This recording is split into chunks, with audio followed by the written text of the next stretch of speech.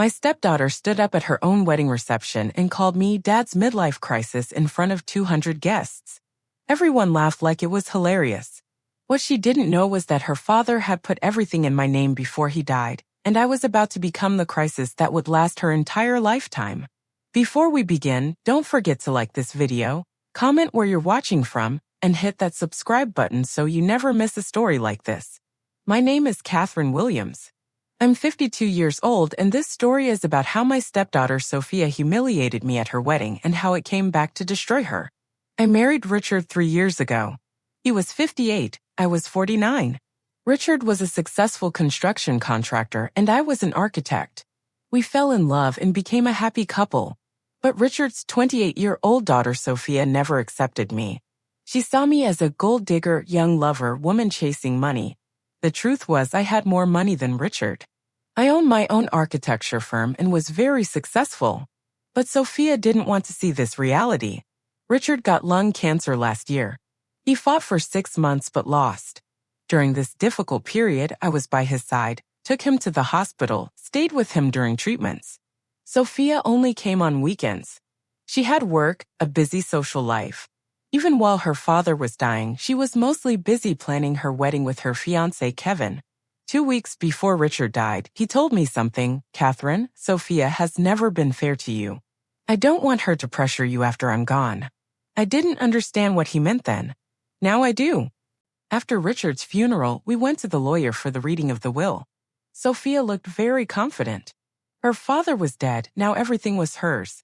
When the lawyer opened the will document, Sophia's face changed. "All my assets, house, company, bank accounts, investments go to my wife Catherine Williams," the lawyer said. Sophia jumped up. "This is impossible. I'm his daughter." "Yes, but the will is clear. Richard left everything to his wife." Sophia looked at me angrily. "You manipulated him. You took advantage of his old age." The lawyer intervened. "Mrs. Williams, your father had this will prepared 3 months ago, when he was in full health and by his own will.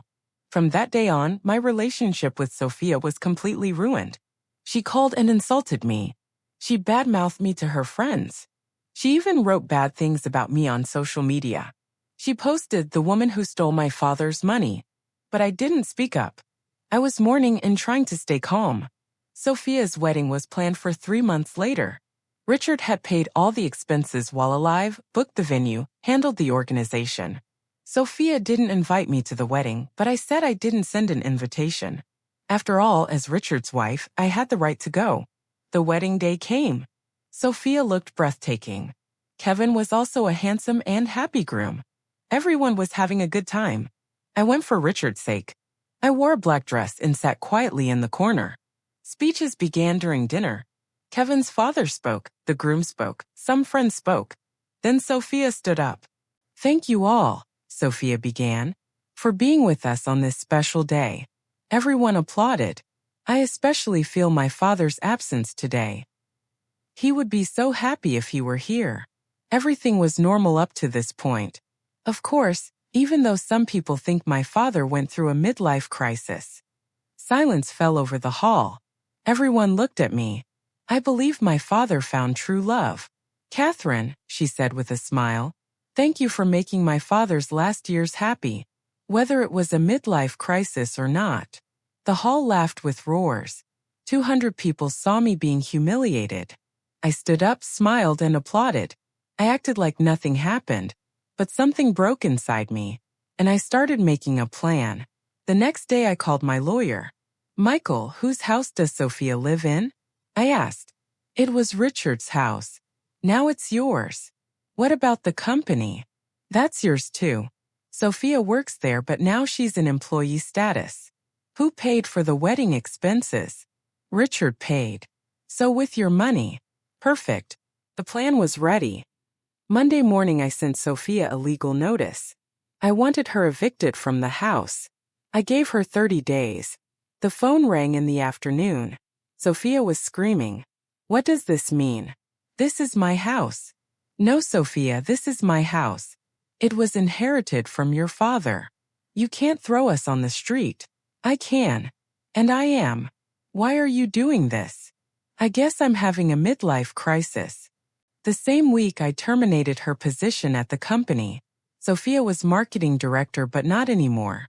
This time Kevin called. Catherine, this is too extreme. Sophia lost her job, lost her house. Kevin, I'm just a midlife crisis, remember? You can't expect me to act rationally. But how will we pay the wedding loans? Wedding loans. They thought Richard paid, but he only paid the down payment. They took loans for the rest. That's not my problem. But the real surprise hadn't come yet. Richard had set up a trust fund. Sophia would receive $500,000 when she turned 30. But there was a clause in the trust fund. If disrespectful behavior is shown to Catherine Williams, this fund can be canceled. Richard was very smart. He protected me even after death. Together with my lawyer, we canceled the trust fund. Disrespectful speech at the wedding was cited as the reason. Within a month, Sophia and Kevin's life was turned upside down. They became homeless, unemployed, their debts increased. Sophia's friends refused to help her because they saw how she treated me. No one wanted to help someone who treated a midlife crisis woman badly. Sophia tried to call and apologize, but it was too late. Catherine, please. What I did was wrong. But this punishment is too heavy. Sophia, I'm just a midlife crisis, remember? You can't expect me to be fair. Today I live a comfortable and peaceful life. Richard's company is doing very well. I'm alone at home but happy. Sophia and Kevin moved to another city. I heard they're staying with Kevin's family. Sometimes I look at Richard's photo and smile. You protected me very well, I tell him. Because Richard knew Sophia wouldn't respect me. That's why he protected me from her. Last week I received a card from Sophia. I'm sorry, Catherine. I know my father loved you and you loved him. I was at fault. I threw the card in the trash. Too late. You see, Sophia had months to apologize. She could have called after the funeral and said, I'm sorry for how I treated you. She could have visited during Richard's illness and shown respect. She could have included me in wedding planning as his wife. Instead, she chose public humiliation. She chose to make me the punchline of her wedding speech. She chose to paint our love as nothing more than a pathetic crisis. The irony is that Richard and I had the most genuine relationship of our lives. We shared everything, our dreams, our fears, our business ideas. I wasn't his crisis. I was his peace after years of loneliness following his first wife's death. But Sophia never wanted to see that. She preferred the narrative where I was the villain stealing her inheritance. What she never understood was that I didn't need Richard's money. I had my own success, my own company, my own financial security. What I needed was love, companionship, and respect. Richard gave me the first two. Sophia destroyed the third. Now she lives with the consequences of her choices. She learns daily what it means to lose everything because of pride and cruelty. She discovers that words spoken in public, witnessed by hundreds, carry a weight that apologies can never lift. Because some words can't be taken back. Some humiliations can't be forgotten. Some bridges once burned can never be rebuilt. And sometimes the person you call a midlife crisis becomes the defining crisis of your own life. As Richard said, respect is earned, not given. He earned mine through love and kindness. Sophia lost hers through spite and stupidity. I kept everything. She lost everything. That's not revenge, that's justice. Do you have someone in your life who sees you as a crisis? Share in the comments. Thanks everyone. See you in the next story.